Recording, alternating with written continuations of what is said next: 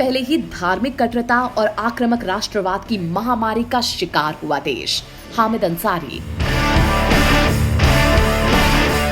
पूर्व उपराष्ट्रपति हामिद अंसारी ने शुक्रवार को यहाँ कहा कि आज देश ऐसे प्रकट और अप्रकट एवं विचारधाराओं से खतरे में दिख रहा है जो उसके हम और वो की काल्पनिक श्रेणी के आधार पर बांटने की कोशिश करती है।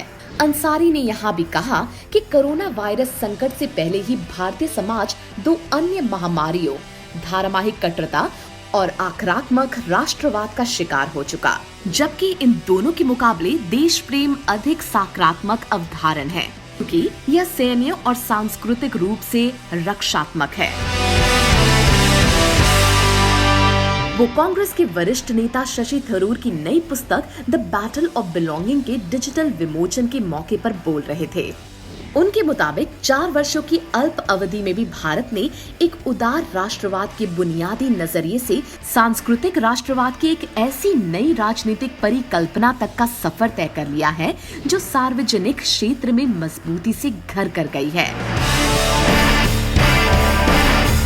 पूर्व उपराष्ट्रपति ने कहा, कोविड एक बहुत ही बुरी महामारी है, लेकिन इससे पहले ही हमारा समाज 2 महामारियों, धार्मिक कट्टरता और आक्रामक राष्ट्रवाद का शिकार हो गया था।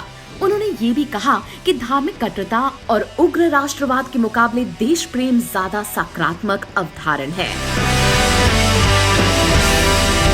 पुस्तक विमोचन के दौरान चर्चा में भाग लेते हुए जम्मू कश्मीर के पूर्व मुख्यमंत्री फारूक अब्दुल्ला ने कहा, 1947 में हमारे पास मौका था कि हम पाकिस्तान के साथ चले जाते, लेकिन मेरे वालिद और अन्य लोगों ने यही सोचा था कि 2 राष्ट्र का सिद्धांत हमारे लिए ठीक नहीं है।